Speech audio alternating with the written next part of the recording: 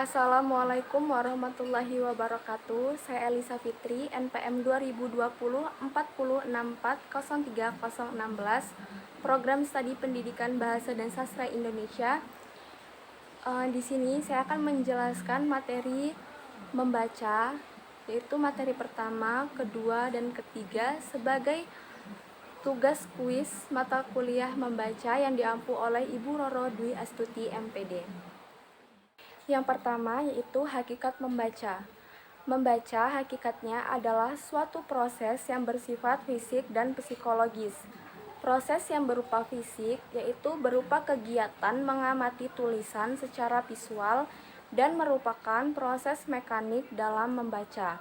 Proses mekanik tersebut berlanjut dalam proses psikologis yang berupa kegiatan berpikir dan mengolah informasi. Kemudian pengertian membaca. Pengertian membaca secara umum yaitu kegiatan atau proses menerapkan sejumlah keterampilan bacaan teks dalam rangka memahami isi bacaan. Oleh sebab itu, membaca dapat dikatakan sebagai kegiatan memperoleh informasi atau pesan yang disampaikan oleh penulis dalam tuturan bahasa tulis. Kemudian, hubungan keterampilan membaca dengan keterampilan lainnya.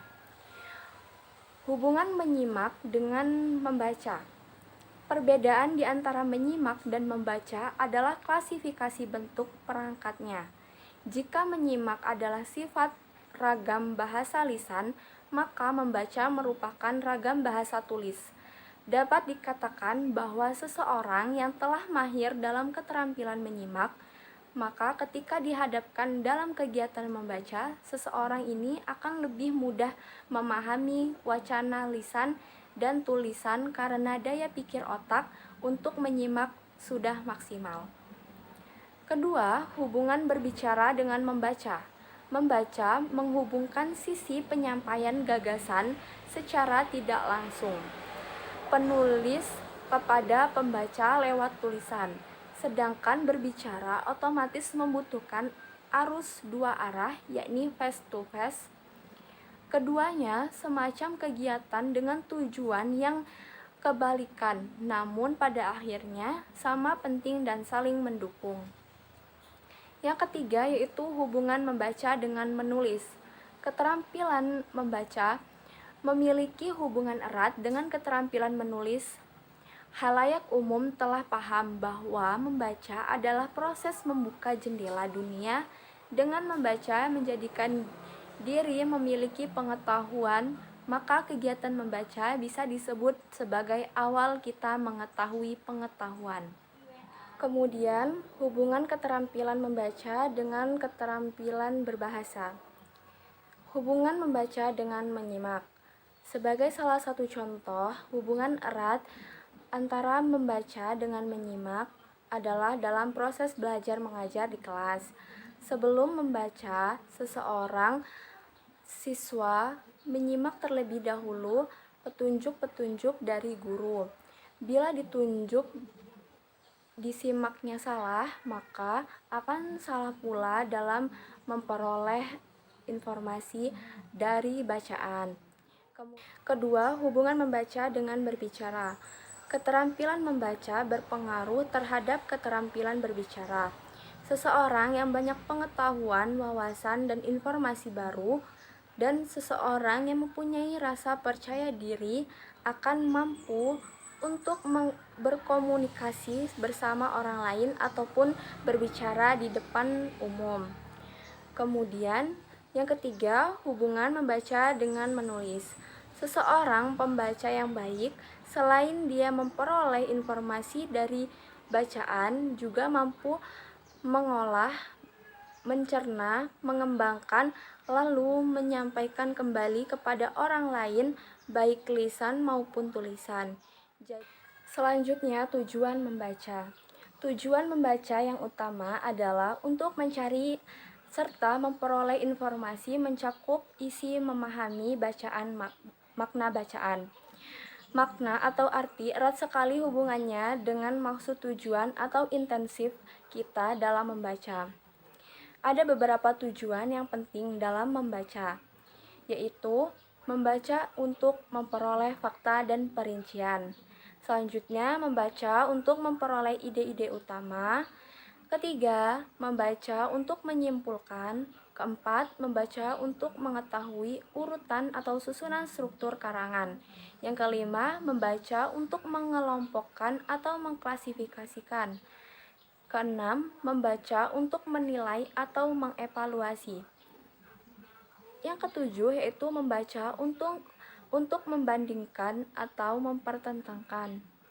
Adapun tujuan pembelajaran membaca yaitu menikmati keindahan yang terkandung dalam bacaan. Yang kedua, membaca bersuara untuk memberikan kesempatan kepada siswa menikmati bacaan. Yang ketiga, menggunakan strategi tertentu untuk memahami bacaan.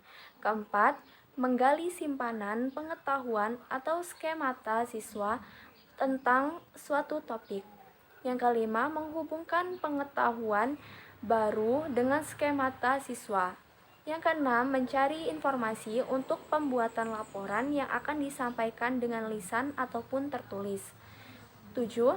Melakukan penguatan atau penolakan terhadap ramalan-ramalan dan dibuat oleh siswa sebelum melakukan perbuatan membaca. Kedelapan, memberikan kesempatan kepada siswa melakukan eksperimentasi untuk meneliti sesuatu yang dipaparkan dalam sebuah bacaan. Yang kesembilan, mempelajari struktur bacaan. Kesepuluh, menjawab pertanyaan khusus yang dikembangkan oleh guru atau sengaja diberikan penulis bacaan.